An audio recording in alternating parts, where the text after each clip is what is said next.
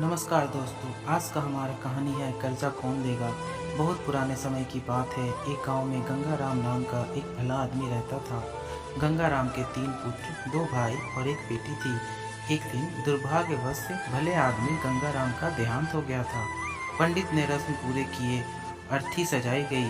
पुत्रों और भाइयों ने अर्थी उठाई और आगे बढ़े। गंगाराम की बेटी यह दृश्य देख ना पा रही थी। वह वहीं जमीन पर लोट लोट कर रोने लगी।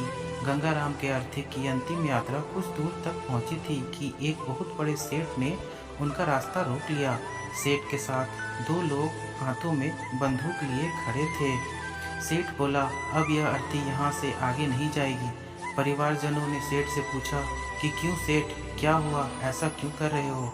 सेठ ने जवाब दिया, आज से 1 साल पहले गंगाराम ने मुझसे 2 लाख रुपए का कर्ज लिया था। शर्त के अनुसार कर्ज की राशि ना लौटाने पर या तो उनकी ज़मीन मेरे नाम की जाएगी या फिर उनके परिवार वालों से कर्जा लिया जाएगा। तो फिर अब बताओ, आप लोगों में से कौन देगा कर्जा। अब तमाम लोग तमाशा देख रहे थे। तभी उनके तीनों बेटों ने कहा कि हम तुम्हारा कर्जा नहीं देंगे। हमारे पास इतना धन नहीं कि आपको कर्ज की राशि भी दे सके। पिताजी का कर्जा पिताजी जाने, वैसे भी अब वो इस दुनिया में नहीं रहे। अगर आपको उनकी अर्थी ले जानी है तो आप ले जाओ। गंगाराम के बेटे की इस तरह की बातों को सुन वहां मौजूद सभी लोग धिक्कार जताने लगे कि कैसे नालायक और मतलबी पुत्र हैं। इस तरह गंगाराम के बेटों ने कर्ज वापस करने के लिए तो अपने कदम पीछे हटा लिए।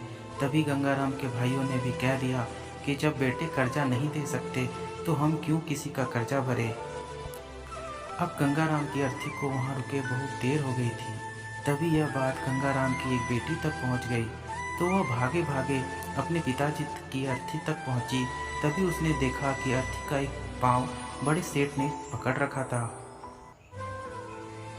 यह देखते ही उसने आंखों में आंसू लिए अपना सारा जेवर और जितने भी पैसे उसके पास थे वो सेठ को दे दिए और अपने हाथ जोड़ती हुई यह बोली कि सेठ, अगर ये सब जेवर बेच कर भी आपका कर्जा पूरा ना हो पाए तो मैं खुद मेहनत मजदूरी करके आपका कर्जा चुका दूंगी। मगर इस समय मेरे पिताजी की अंतिम यात्रा को मत रोको। तभी उस सेठ ने अर्थी का पांव तुरंत छोड़ दिया और बोला, अरे नहीं नहीं बेटी, तुम्हें यह सब करने की कोई आवश्यकता नहीं है, क्योंकि सच्चाई ये है कि मुझे एक समय में पैसों की बहुत ज़रूरत थी। मैं बहुत गरीब था। तब उस समय तुम्हारे पिताजी ने मुझे 10,000 रुपया देकर मेरी मदद की थी। गंगाराम बहुत भला आदमी था। उसने मुझसे 1 रुपया ब्याज तक नहीं मांगा कभी, और वही पैसे मैं यहाँ देने आया था। लेकिन जब मुझे पता चला गंगाराम का देहांत हो गया, तब मैंने सोचा कि ये पैसे किसे दूँ, पैसे सही हाथों में कैसे दूँ, यह जानने के लिए मैंने यह सब नाटक रचा था। तुम्हारी बातों और पिताजी के प्रति जिम्मेदारी को देख मैं समझ गया कि पैसे की असल हकदार तुम ही हो। आज तुमने साबित कर दिया, बेटे से ज़्यादा बेटी ही माँ बाप से प्यार करती है। आपके पिताजी तो नहीं रहे, लेकिन अब यह कर्जा मैं तुम्हें वापस करके अपने सर से कर्ज के बोझ को ख़त्म कर देना चाहता हूँ। इसलिए कर्ज को तुम ले लो और मुझे कर्ज मुक्त करो। सेठ बेटी को पैसा देकर अपना आशीर्वाद देकर वहाँ से चला गया। यह सब देख के गंगाराम के बेटे और भाई